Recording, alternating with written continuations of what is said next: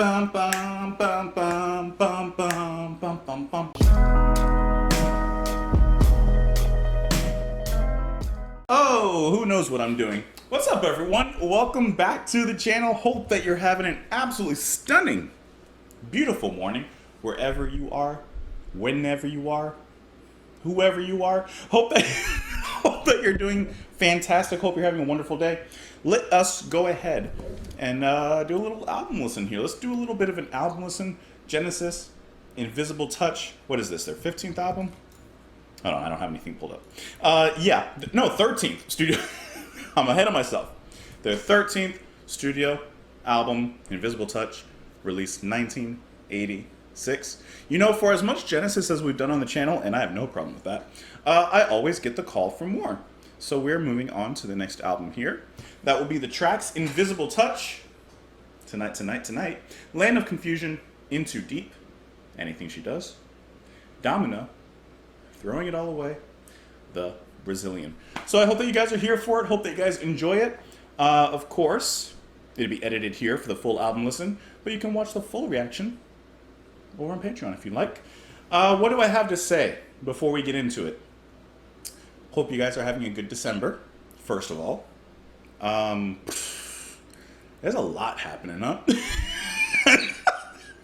There's a lot of good happening out there, and I hope that you guys are having some part of it. You know what? While you're here, before we get into it, let me plug a few things really quick. Actually, give me a moment. I might have to make an edit. I want to find some things to plug for you. Let me plug a few things for you. Shout out a few channels while I have your attention. So really quick, we're going to run through this, then we'll get into the album listen. Okay, one, I highly recommend giving a listen, giving a watch, giving a subscription to Stuart Clifford here on YouTube. I'll put a link to his channel down in the comments down below. Now, I don't know a lot of the music that he covers here, but he seems like a very pleasant gentleman. He covers a lot of music just with his acoustic guitar. He uploads every few days or so. And I've discovered his channel kind of randomly. I think it was just recommended to me on my feed. And I watched a couple of his videos and I was like, I like this. I like what he plays. He covers, just looking at some of like the recent ones here, Nick Lowe, Pentangle, Bryan Adams, Dolores Keane. There's a lot of names I don't know, but I like the way that he plays. I like his attitude. He seems like a cool person. So give him a subscription. Also, you can check out my experimental channel, According to AI, where if you ever wondered what the King Crimson album covers looked like, but reinterpreted through AI, find out. Which will also be linked down below, stuff like that. And besides that, if you do enjoy my channel, if you enjoy what I do and you have the means to, you can also support me on Patreon. You don't have to, of course. This video is available for everyone on the release date, whether you're signed up or not, but it definitely helps out a lot. Okay, getting back to the album Invisible Touch. So, before we embark on our journey, I do know the track Invisible Touch because we actually listened to it on this channel a long time ago. And I do know the track Land of Confusion on my own because I heard Disturbed's cover of it actually first. And then I heard Genesis cover of it. But either way, we'll give the whole album a run through, give the whole album a listen. We'll discuss each song as we go. And I hope that you have a great time with me. Get a snack, grab a drink, grab a dog, grab your cat, grab your blanket, grab your headphones. Let's get into it. Starting off with the title track, Invisible Touch.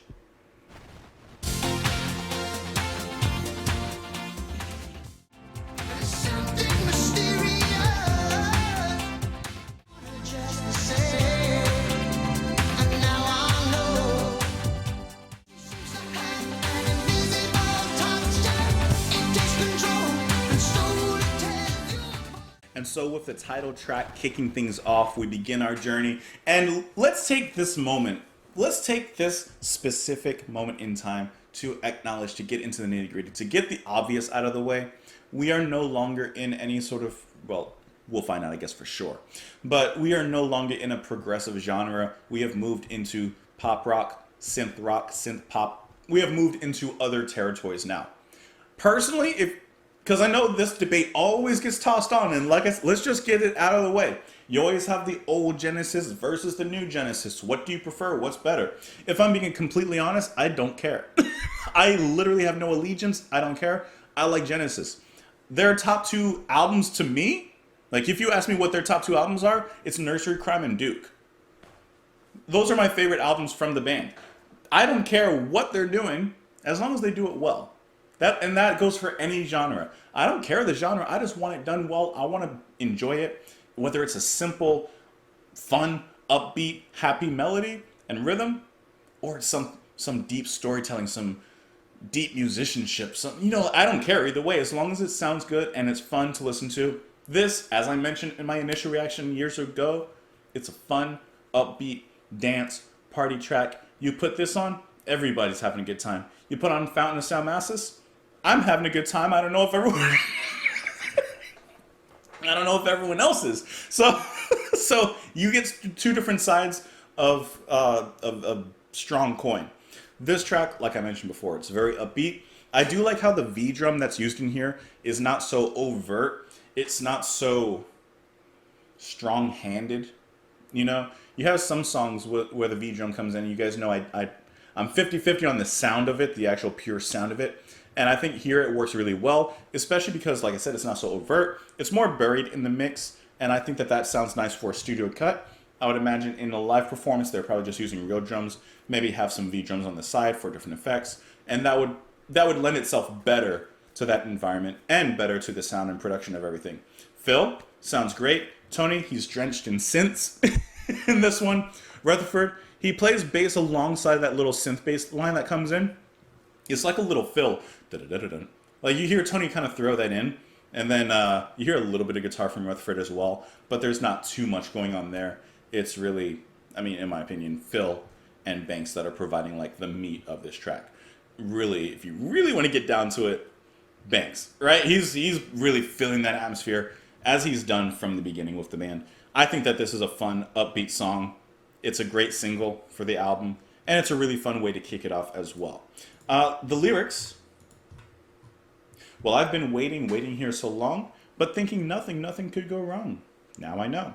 She has a built-in ability to take everything she sees. And now it seems I'm falling for her. She has an invisible touch. She reaches in and grabs hold right of your heart. She seems to have an invisible touch. It takes control and slowly tears you apart. Hey, random question. Is one of the greatest Phil Collins songs Easy Lover with Bailey? That's a good one. That's a great song. She's an easy lover. Don't tell me you don't like that one. So really the song is pretty straightforward lyrically. There's no deep mythologies or fables or any sort of, relevant philosophies being spewed about. It's just it seems like a typical love song, Well, I don't really know her. I only know her name. But when she crawls under your skin, you're never quite the same. And now I know she's got something you just can't trust. Something mysterious, and now it seems I'm falling for her. She has an unseen effect, an invisible touch on him, an invisible hold on him, and he's falling for it. Looking at some of the information for this track here, it says that the song was the first of 5 consecutive top 5 singles from the album of the same name. It reached number 4 in Canada and number 15 in the UK. Collins has called it his favorite Genesis song, and Rutherford called it a wonderful song, upbeat, fun to play, always a strong moment in any gig. It says that it came about during a jam session. Collins said he heard the influence of Prince and Sheila E. in the drum machine, and his lyrics were inspired by a few people he had known that got under his skin. Well, I can imagine that there's probably a lot of people that get under his skin. So anyways, let's move on into the next track here, which, like I said, I also know the next track as well, which is going... Oh, no, I'm sorry. I thought it was going to be Land of Confusion. Tonight, I do not know. So let's go ahead and give that one a listen, huh? Ba-boom. There's that drum. I like that little guitar. Bring it back, that mama. Oh.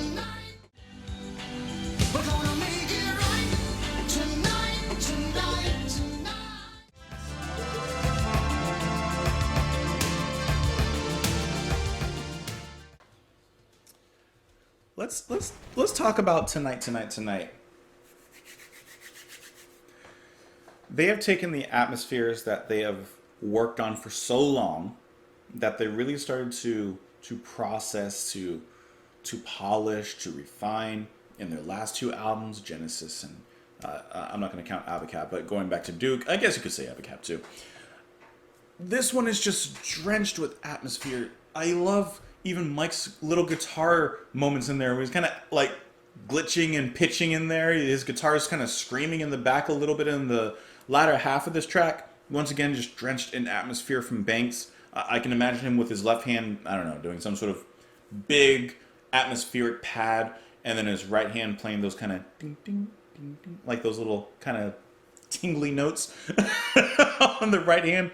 And then some of Phil's performance here is very reminiscent of Mama. He's going, oh, that was horrible. But you know what I mean. Like, it has that big outcry moment where the rest of the music is allowed to just drift and waft in its very dense and yet somehow light atmosphere. It's like a good cake, right? You see a cake from afar at some, bakery that everyone's talked about, and you say, that cake looks a little dense. It looks a little heavy, You buy a slice because all your friends mentioned it. You buy a slice because it has 4.9 stars on Google Review. You bring it home. You say, all right, let's see just how good this slice of cake is. And as soon as you cut into that cake, yeah, it looked dense, but it's just fluffy. It's light. Your knife just slices right through it. And you're like, what? Then you taste it. Right? But the way that they create that atmosphere is, like I said, it's like a fluffy cake. Their atmosphere, Tony's keyboards especially, is like a fluffy cake. It's light, but there's a lot packed in there. A lot of meaning behind the actual melodies that are being played. I like the drums as well, all the percussion. I'm imagining that that's probably Phil just overdubbing, like, V drums, some sort of standard drum. He's probably standing up playing some other things. I don't know. There's a lot of sounds in here that kind of sounds like you got random bottles and trinkets and, I don't know, things, metal objects, and you put them through some sort of synthesizer or whatever, and then you just like, plunk, plunk, plunk, plunk, plunk, like you're just kind of playing those. I like how all that mixes into the actual rhythm section here. It reminds me, not necessarily literally, but in some ways, of Gates of Delirium, yes, and how they actually went to the junkyard and, brought in scrap and all this kind of stuff and actually added that into the music. Of course, a completely different sound and in a completely different way. However, I can't move on without mentioning that. It did remind me of that in a sense. Like I said, here it's a lot more polished. It's not as catastrophic as the way that Yes did in that song, even though that's obviously fantastic, and I mean that in the best way possible. You guys know already. But yeah, I really like how this, allowed the music to grow organically as well. I didn't even notice when I first brought it up. I didn't realize this song was 8 minutes and 50 seconds long. That's a long track. I didn't know that I didn't look at the track listing really, like, at the times. I didn't know there were going to be like long tracks on here. But what I like about it, once again, is that they weren't in a hurry. They're not in a rush to go anywhere.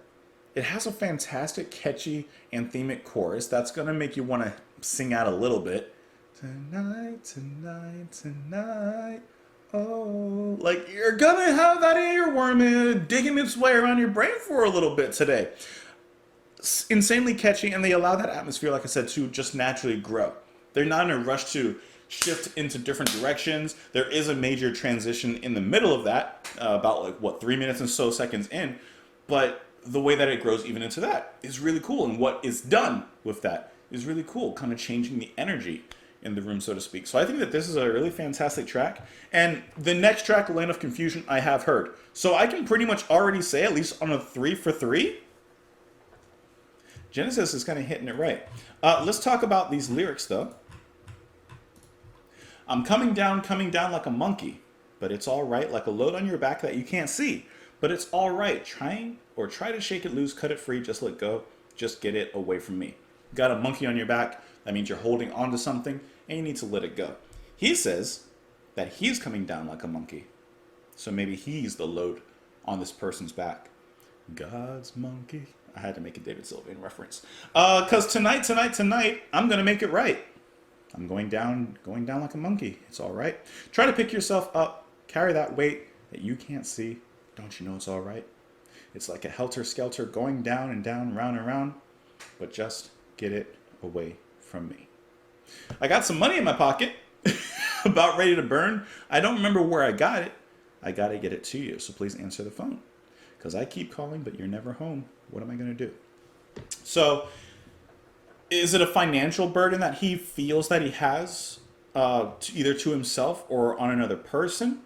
A need to support the other person just because of that line with the money, and he needs to get it to them.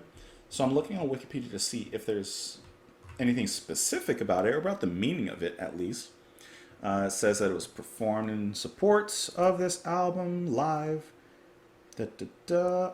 The song was used in a beer advertisement. Okay. Okay. I don't see anything specifically actually about the meaning of it. So I may be looking too deep, which we'll actually do a little bit later with In Too Deep. But I feel like the lines may have a little bit more significance than just, I'm the monkey on your back and you got to get me off, so to speak. I do see here on Genius, though, according to Song Facts, Collins explained in an interview, people tend to say that we're just a commercial group who write pop songs, but Domino and Tonight, Tonight, Tonight are more like the old Genesis. We have always written collectively, and any individual songs have been credited to the group anyway. We thought if one person got the credits, he would get all the royalties, and it would create an unfair balance. That's not what I'm looking for. I thought that was going to give me information like to the lyrics. That's not what I was looking for, but I guess it's nice to know. Okay, let's move on into the next track, Land of Confusion. That's a good one. Let's bring it up. We'll bang it around, listen to it, let it tickle our eardrums, and talk about it after. Mama. Damn. That.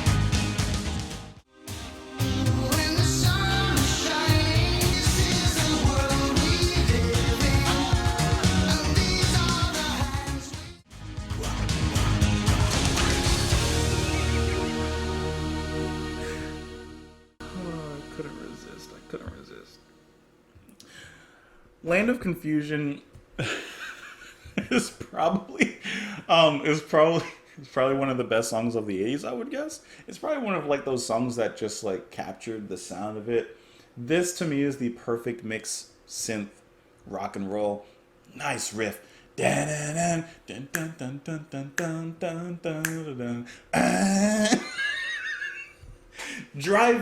Driving rhythm. Love those drums. Just bum bum bum bum bum bum bum bum bum. Just God, Mike. Like I said with that guitar, sounds like someone clearing their throat. And then Tony just getting down with his funky and bad self. He's putting it down in here. That break halfway through where it opens up is really nice as well. Collins himself singing with panache. He's putting a little extra sauce on it on this one. Don't you hear the news today? And he gets, the men is still. I'm sorry. I told you during the music itself, I said I have to shut myself up because I'm singing it. You probably could hear me in the background singing it like I'm some sort of backup singer, like they need a backup singer. I love this track. It is so fun. It's a little dark, not a ton, not at all. Barely a shade, more a tint. Just a little bit of darkness in there. Still driving, still fun, very catchy. It's like at this point, they've really nailed down that pop formula. And I've said it multiple times before. I'm going to reiterate it one more time. Pop is not a bad word. Pop is great. Pop is wonderful. Everything is wonderful, really.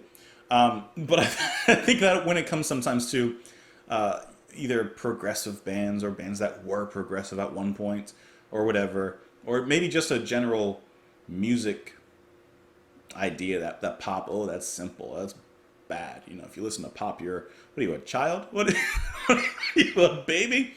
But this is banging. I'm telling you, they're getting it right. This is what am I gonna say about it? And I love how Mike is, playing the guitar here. Obviously, you hear the riff in there. But I like how just well that Banks accents his guitar in here. Because sometimes he sneaks up with that synth. He just like comes up right on the underside of that guitar riff and just plays a little something almost as if backing it up, giving it a little bit of longevity and sustaining the music too. Which I think is just fantastic here. Let's get into these lyrics. Also, Disturbed's version of the song is pretty good as well. And I'm sorry that I had to do I couldn't. I must have dreamed 1,000 dreams, been haunted by a million screams, but I can hear the marching feet. They're moving into the street.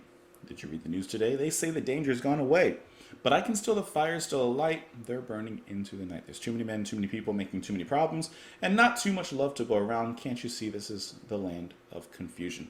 So I like already that in this track, you do get a little bit of, I don't want to say a little more depth in the lyrics, but you get a little bit more depth in the lyrics with just, the idea that we're talking about, which could go into so many different directions. It could be talking about politics, could be talking about war, could be talking about deception from governments to the common people, so to speak, or citizens of a government. This is the world we live in, and these are the hands we're given. Use them, and let's start trying to make it a place worth living in. You have to, instead of relying on others, rely on yourself to make the changes that you would like to see. Our supermen, where are you now? When everything's gone wrong somehow. The men of steel, the men of power are losing control by the hour. Where are those beacons of hope? Sorry, I was trying to see what the next lines were. I remember long ago, and when the sun was shining, yes, the stars were bright and all through the night, and the sound of your laughter as I held you tight so long ago. I won't be coming home tonight. My generation will put it right. We're not just making promises that we know we'll never keep. So that line, I'm not coming home tonight, he's in a sense saying, let's go out, let's actually do something about it. Instead of just saying we're going to do something about it, instead of just making promises, perhaps like false promises made by politicians, etc., we're actually going to take the step. We're actually going to do something. Now, when he says he's not coming home tonight, that could be also at risk of his life. But he says that our generation will make things right. And then we go back on into the chorus and the bridge and everything. So really, really excellent track. I'm seeing some interesting pictures here. The song is widely remembered for its music video, which had heavy airplay on MTV. The video features caricature puppets by the British television show Spitting Image. After Phil Collins saw a caricatured version of himself on the show, he commissioned the show's creators Peter Fluck, that's a name, and Roger Law to create puppets of the entire band, as well as the other characters in the show. I gotta tell you, I'm looking at a picture of their puppets. That is scary. That's horrifying. As a kid, I was scared of everything. And if I saw this pop up on MTV, not that I ever watched MTV to be honest, but if I saw that pop up at like 11 o'clock at night when I couldn't sleep, and I see these puppets, they are at the bottom of this uncanny valley. That is freaky. That's horrifying. I don't like that at all. I'm going to scroll down so I don't see that picture anymore. Let's move ourselves onwards to the next track here, which is also going to end side one of the album. That is going to be Into Deep. Let's go. Sorry. There we go. No one listening. Into Deep in the mother load. So listen to me. I want you, but I'm into deep.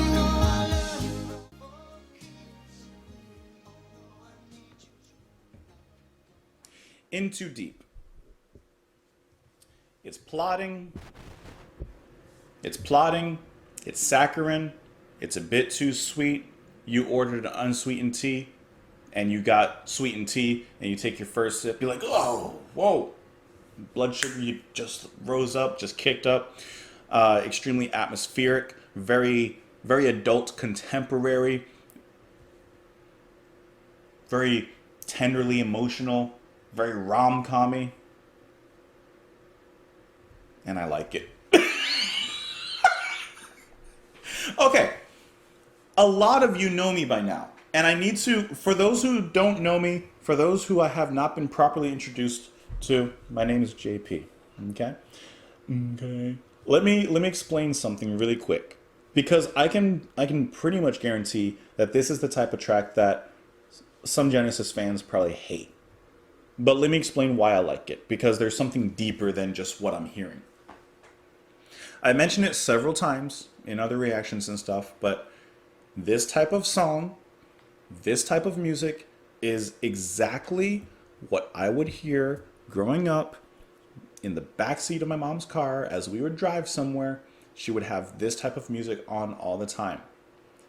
And inside my body, my soul, my spirit, my heart, somewhere in there, I cannot help but like this style of music. I cannot help it, and I don't care to help it. It's not, there's no such thing to me as a guilty pleasure. No, I like this. I like this sound. I don't care how saccharine it is. I don't care how plotting it may be. I don't care how cheesily emotional it may be. I like it. I and there's, I don't know, I don't need to defend myself in how I like it, but I like it. And it's not just because of that nostalgia, even though I believe that that has a good portion of it. On the first side of the album, this being the ending to that, this is a really nice follow-up from Land of Confusion, which was a really powerful rocker of a song, a lot going on in there. And to soften things up before you flip the switch and flip the disc, I think this is a really nice way to kind of send you off. I really like how you actually hear Mike get a few licks in there with his guitar. You have Tony tinkling aside on the side there. Phil giving his usual emotion-filled, passion-filled, tender-filled, Phil-filled delivery that we've come to expect and I love. I've mentioned it, I want to say, on the first ever Genesis video that I did probably on JPMP, where I grew up not knowing Genesis. I grew up as a kid knowing Phil Collins as the guy who sang in a lot of Disney movies. So I also have that sound somewhere inside of me. So this is kind of reminiscent of that, and I love those, so I'm gonna like this, you know? So just like, so you have a little bit more insight into like what I'm feeling. I like it, and I love it. Yeah, that's good. Let's see about this track here. Get these lyrics up. All that time I was searching with nowhere to run to. It started me thinking, wondering what I could make of my life and who'd be waiting. Asking all kinds of questions to myself but never finding the answers. Crying at the top of my voice and no one listening. All this time I still remember everything you said. There's so much you promised. How could I ever forget? Listen, you know I love you, but I can't take this. You know I love you, but I'm playing for keeps. Although I need you, I'm not going to make this. You know I want to, but I'm in too deep. He doesn't want 70% of the love. He wants the whole thing. He wants the whole pie. So listen to me. Oh, you must believe me. I can feel your eyes go through me, but I don't know why. Whoever this other person is, they ain't having it. They're staring right back at him with empty eyes. They're staring through him. It's just not getting through. I know you're going, but I can't believe it's the way that you're leaving. It's like we never knew each other at all. It may be my fault. We're getting a lot of, Phil's kind of typical love songs, breakup songs in the lyrics here. I gave you too many reasons being alone when I didn't want to. I thought you'd always be there. I almost believed you. That's cold. It's a cold take. Anyways, let us move forward. Let us flip the record over as we move into the next side of the album. And the next track here is going to be Anything She Does. Well, let's go.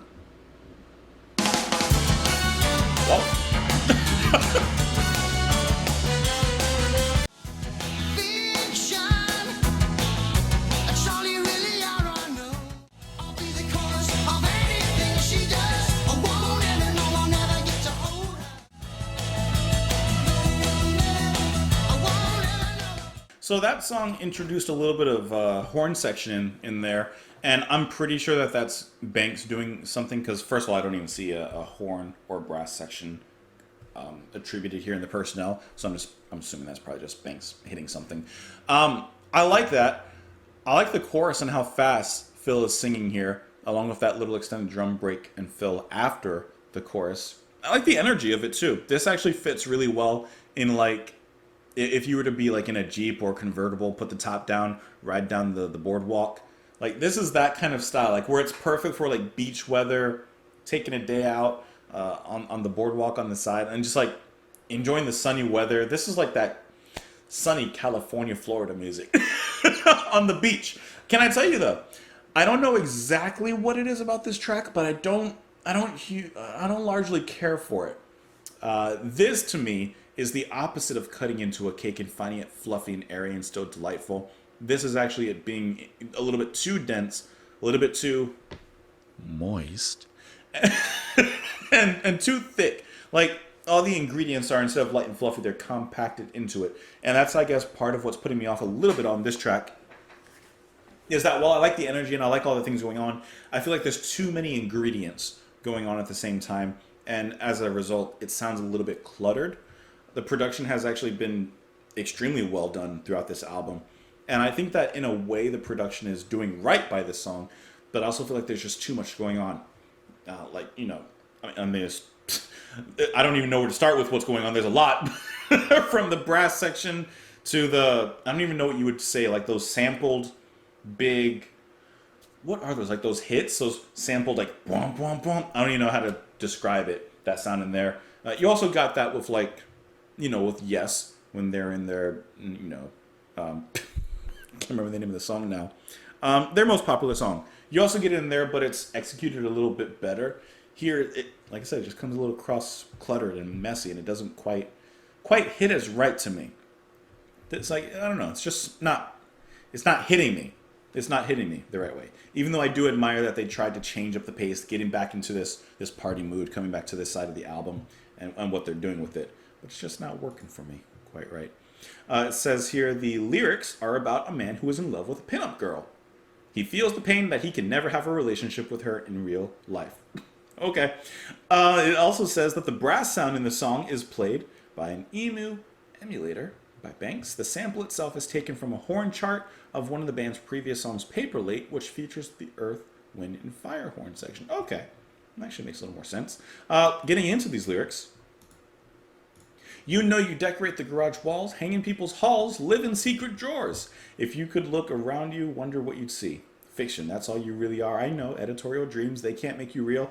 Well, that makes a lot more sense now knowing the subject before we even got into it. Tell me where you came from and where you're going. I won't ever know. I'll never get to know her or be the cause of anything she does. I won't ever know. He has a little bit of a parasocial relationship. You know that in 20 years or more that you'll still look the same as you do today. You'll still be a young girl when I'm old and gray. And ain't that the truth? Let's move on to the next track here, which is Domino. I've always heard about this track, Domino, and their last album, not the last album, their last tour was called The Last Domino, right? Which I wish I got to see. They didn't even come to Florida, and JP ain't got that much vacation time to be just driving out of state. Anyways, Domino, let's go. Interesting flute sound.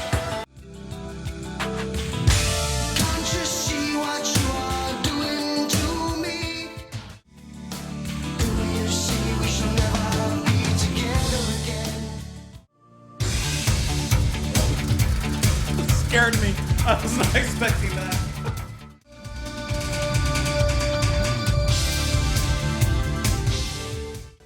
So even at this pop stage and era in Genesis' career, we're still getting an 11-minute song, which I think that this is really cool because it's still a pop song. Like, it's still poppy as ever, but stretched out into an 11-minute little epic. And I think they do a stunning job of it, especially because the middle section is so cool. Very creative what they do in there. It sounds downright evil, gets a little bit darker, right? Whereas the energy in this album has overall been very positive, very bumpy. Good word, like upbeat, like, bump. Anyways, but that middle section, it kind of hits a little bit different. And I really like what they were doing in there, especially because you can hear Mike getting down with those heavier guitar riffs in there. And of course, Tony is still spreading atmosphere like seed in a fertile soil. And then Phil, he's hitting it right. I really love the drums in here as well. This is completely different from the production of the last track. And I mean, maybe not necessarily the production side of it, I should say, but the way that everything is spaced out. The drums, especially in this track, are much louder. They're a lot punchier. They're a lot bassier. There's a fat snare going on. But it's the way that the song itself is spaced out, so it allows room. If you're going to have so many big sounds, you need to give them appropriate space, or else it's going to lose the impact, so to speak, in the actual song itself. So in a track like this, it is really well done just how well they space it out. And I think they did a stunning job in making this like such an epic. Let me back up a little bit here. Come back to the beginning, which sounds like kind of a typical pop song we've heard in this album. Then you also have like a little flute in the beginning, which I thought was kind of interesting. But still, this sounds nice. And you kind of hear that pan flute-ish kind of sound return during the chorus here. Which I guess is actually closer to like some sort of synth. And now that I'm listening to it, it doesn't really sound like a pan flute, but you know. But that change is so cool. I love how strongly that comes in, because just before that there's that little space where everything's kind of at peace, and then all of a sudden before you know, just the drama here. And it's kind of like I said, like some of it felt like hallucinogenic, even like with the lyrics that he describes at that point there, which I just noticed that this song is in two parts. Part one in the glow of night, and then the second part, the last domino, which I would assume is that's when it's really getting chaotic there. And everything changes. Of course, musically it does, but mood-wise, lyrically, it changes as well. Reminds me a little bit of the, like I said, hallucinogenic nature of Lamb Lies Down, which is just a really interesting story. Definitely one of my favorite albums from the band. And I like how we get something, perhaps in spirit, reminiscent to that. And then at the end, we come back. A nice little change. Floaty, dreamy, before we get into that very punchy, rock-centric outro. I think that's a great track. This is a really cool song to hear them do, because I don't know how audiences were and received this at the time when this was released, but hearing this now, yeah, you hear their pop direction. Yeah, you see the songs getting a lot shorter, but then you hear one like this where they still retain like an epic, so to speak, but to hear it in this new style, it's like, oh, that's actually kind of cool. At least I think it's kind of cool. Let's get into these lyrics. The gray of evening fills the room. No need to look outside to see or feel the rain, because it's all inside. I reach across to touch her, but I know that she's not there. Rain keeps running down the window pane. Time is running out for me. Can't you see what you are doing to me? Can't you see what you have done? As I try to pass another long and sleepless night, 100 crazy voices call my name. As I try to pass them by, I almost can believe that she is here. But she's not there. There's something going on. Walking across... Never mind. Oh, the lonely people, empty rooms, and all the pointless violence, silent tombs. Could it be that we shall be together again? Maybe it's just me, but just as Supper's Ready was, in a sense, a journey through a lot of stuff, through hell, Book of Revelation, through everything, some sort of mystical journey for love, and in a sense to rescue someone. I'm kind of getting a similar feel here. Sheets of double glazing help to keep outside the night. Only foreign city signs can cut through. Nylon sheets and blankets help to minimize the cold, but they can't keep out the chilling sounds. Will the nightmare soon give way to dreaming that she is here with me?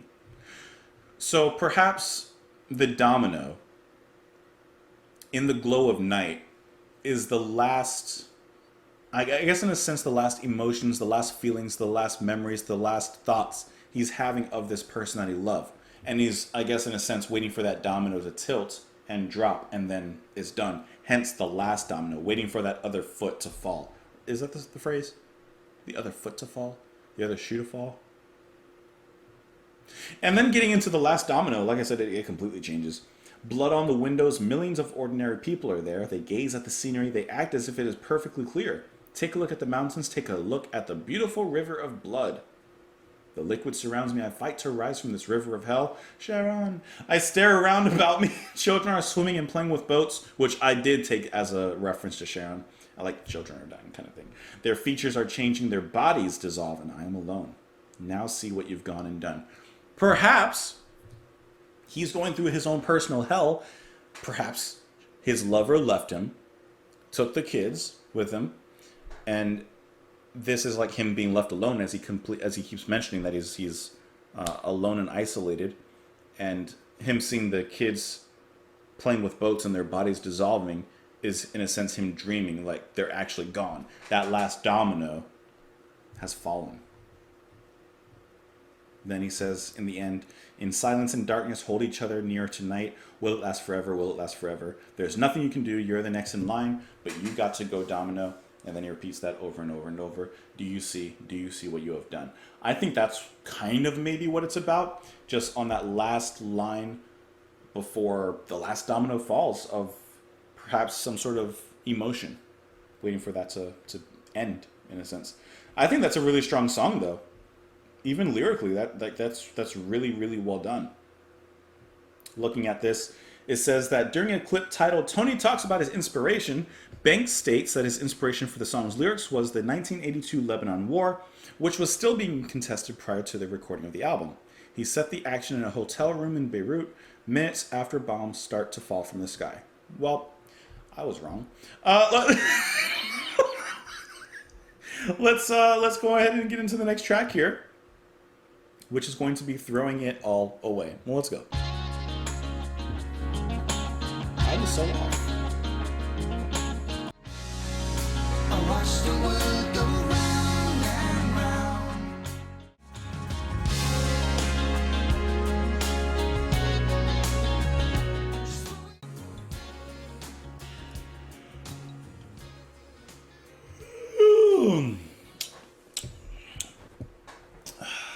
That's what I feel about that song.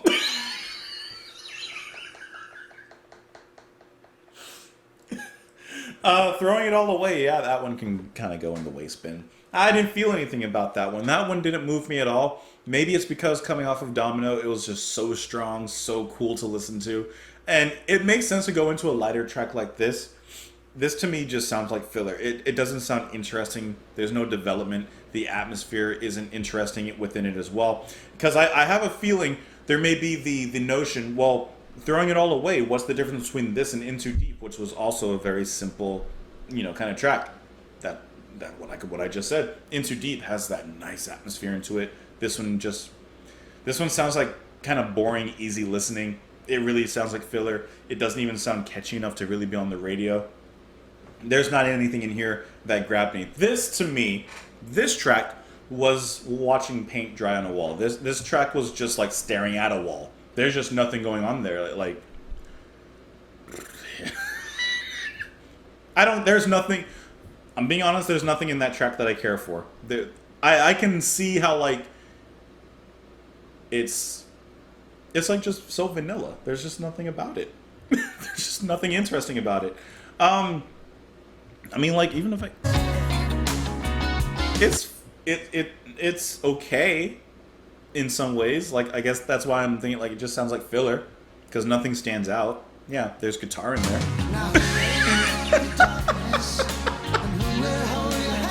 It sounds all right. The lyrics. Need I say I love you? Need I say I care? Need I say that emotions are something we don't share? I don't want to be sitting here trying to deceive you because I know, baby, that I don't want to go. We can't live together, we can't live apart, and that's the situation we've known it from the start. Just throwing it all away.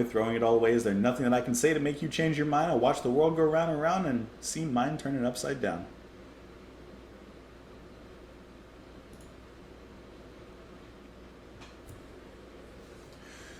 This song reached number 4 on the Billboard Hot 100.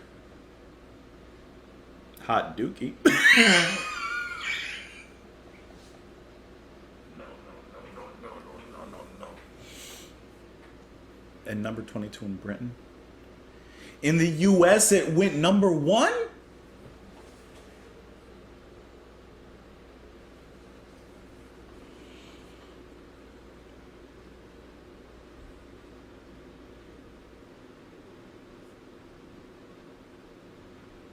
Worst track on the album. Let's move on into the next track here, and the last track on the album, The Brazilian. Let's have you guys listened to George Ben Jorg, by the way, yet? Taj Mahal? Such a good track. All right, let's go.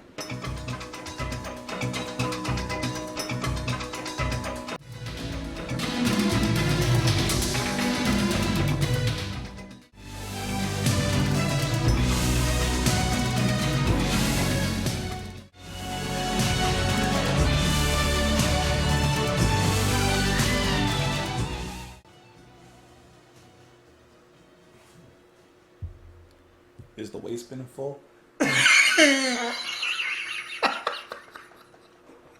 Okay. No. I would recycle this one. Okay. I don't think we ended the album in the best possible way. I will say that based on the first listen. I really, in this particular track, I love that section with the wah, wah, wah, wah, wah, wah. That, the way like it ended, fantastic. I love that. It's so epic. It would actually sound really cool if like an orchestra. And then you have Mike just putting a little, just a little bit of that in the end too. Mike, you should have stepped up before. There were some moments there for you. But the whole, I guess you would say the verse of this particular track, just, there's nothing there for me.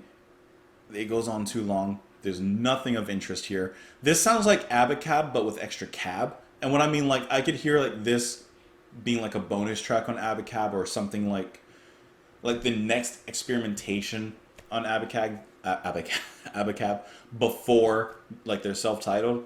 I could hear this kind of in somewhere in that era. Can I tell you one thing I don't like about this song? I hate how repeated that drum roll is. It's such a good drum roll. It's a great fill. And I feel like that can be used as a fill. That can be used as a lead-in, perhaps, into that epic moment. Wah, wah, wah. That whole... It loses the impact. Once again, it's a cool fill, but let's use it as a fill. Not to drive the whole song because it feels like a cut and paste pattern that is just repeating and repeating and repeating. And it just gets so tiresome after a while. It loses that power. It loses that power, is what I meant to say. So I don't like the drum beat. I don't really care for the emptiness that's going on here. I feel like if you gave this to a band like The Cure,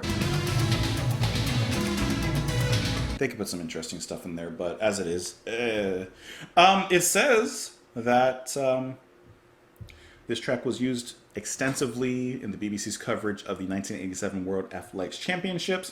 In 1987, the track received a Grammy Award nomination for Best Pop Instrumental Performance. Did I read that right? What were the other nominations? 1987? Let's look at the other nominations. 1987. Stanley Clarke, Overjoyed. Now, I haven't heard it, but I mean, come on, Stanley Clarke. David Foster, Genesis, the Brazilian, and then the Tonight Show Band, Johnny's Theme. And I guess the winner was the top... Oh, no, never mind. I mean, Stanley Clarke? How did this beat anything by Stanley Clarke? Overjoyed? Is it just Overjoyed by Stevie Wonder? Was it like a cover? Did Stanley Clarke cover Overjoyed by Stevie Wonder and somehow that lost? Get out of here. That's not right. That doesn't make any sense at all. I disagree with that. That goes into the waste bin alongside the other track, alongside Throwing It All Away. So, all in all, not the end of the album, right? I think that the second side is definitely weaker than the first side. Domino, is the saving grace of the second side of the album for myself on the first listen. Anything she does, Throwing It All Away, cool, bye-bye. The Brazilian, bye. But the first half of the album, the first side is actually, I think, incredibly strong. You get the poppy, catchy single of Invisible Touch, Tonight, Tonight, Tonight, wonderful, really wonderful. Land of Confusion, arguably, it's my favorite track on the album. I can tell you pretty much that immediately. Land of Confusion is my favorite track on the album. And then probably Tonight, Tonight, Tonight is my second favorite, maybe Domino. I'll have to kind of give those a listen again because, it's a first listen. What do I know? So yeah, the first half of the album, superb. Second half of the album, you got Domino. so that's what I feel about Invisible Touch from Genesis on a first listen. My hands are getting sweaty because the Brazilian and Throwing It All Away, those, like Pontius Pilate, wash my hands back. Anyways, you guys know that I would love to hear your thoughts in the comments down below. If you've gotten this far, if you've watched the video alongside with me and you listen to the music alongside with me, please let me know your thoughts. Let me know your favorite tracks on the album as well. If you're interested, you can, like I said in the beginning, you can support the channel on Patreon. It helps me a lot for as little as $2 a month. You can help me continue to do the channel and do things. Yeah. You don't have to, though, but it does help a lot. Of course, before you leave, please like the video, especially if you've gotten this far. Like, just click the little thumbs up. Subscribe if you haven't already. Check out my Twitter. I post occasionally. Check out the channels I recommended. If I remember, I'll put them in the description below. And if I forget, I'm sure I'll get them down there at some point today. But otherwise, thank you for spending however long we've been here with me. Thank you for spending, I don't know, some time with me. I can't see how long. I can't see how long we've been recording. It would have been shorter if we didn't listen to those last two songs. Anyways, have a wonderful rest of your day. I seriously appreciate you being here and listening alongside me. Enjoy your day. Enjoy your evening, your afternoon. Thank you as always. And I will see you later. Bye.